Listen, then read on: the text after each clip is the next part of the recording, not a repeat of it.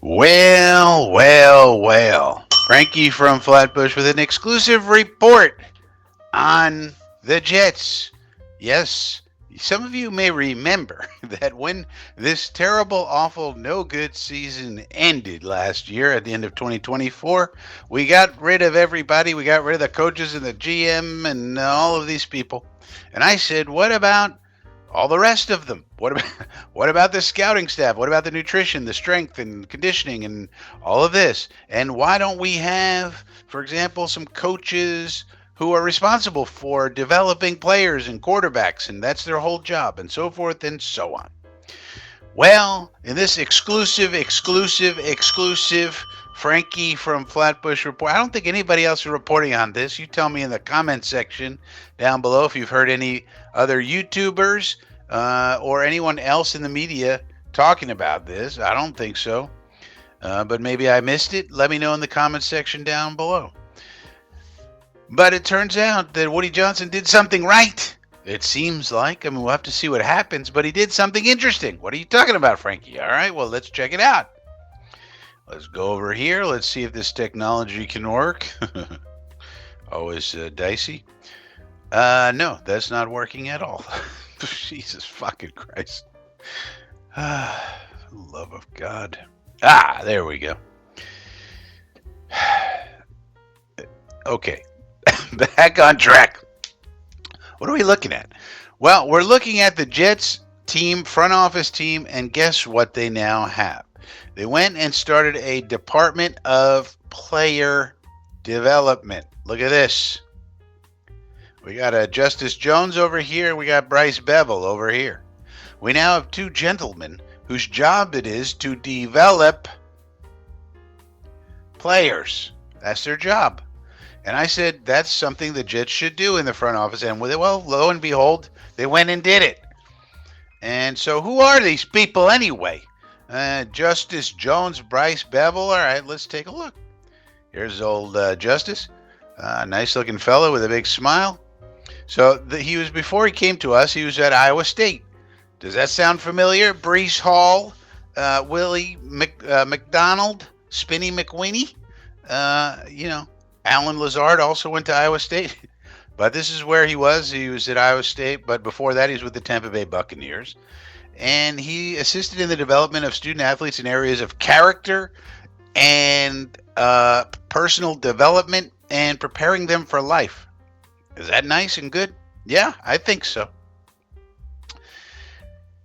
He worked 3 seasons for the Tampa Bay Buccaneers, so it comes from the winning program called the Tampa Bay Buccaneers. He was a member of the Super Bowl winning organization as player engagement coordinator, so he has experience in the NFL.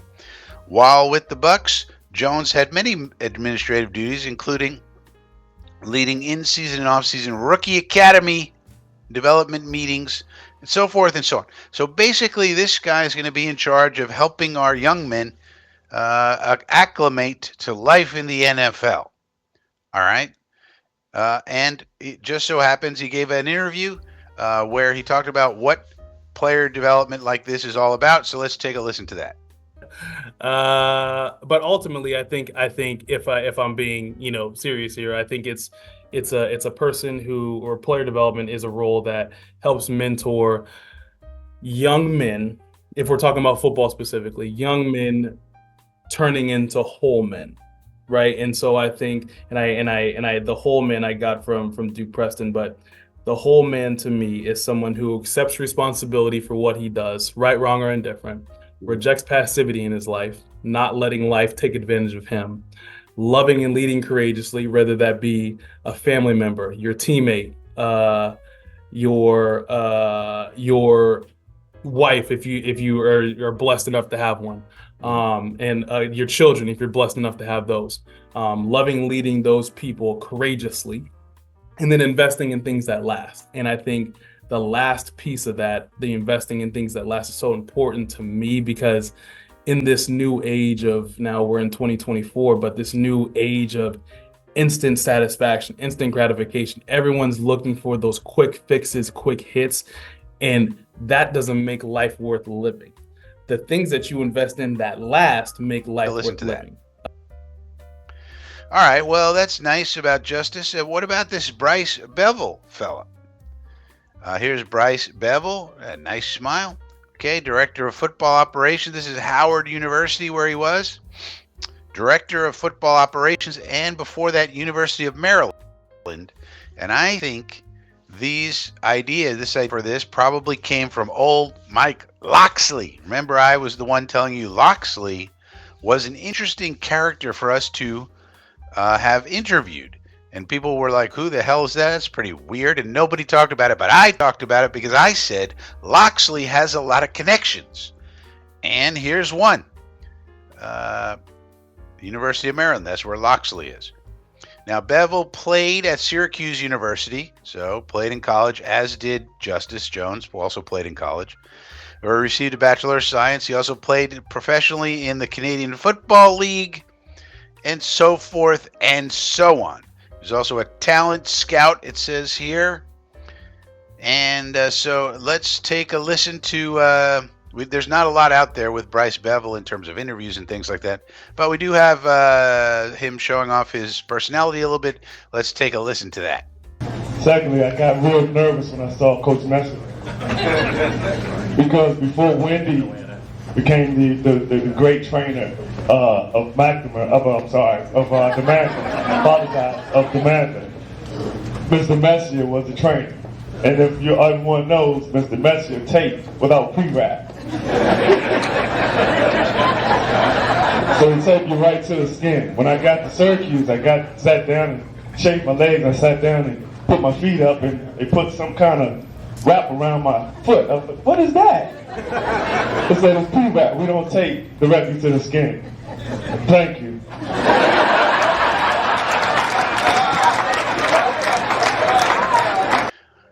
All right, so there you go. Here we have two young men who are going to be responsible for developing our players.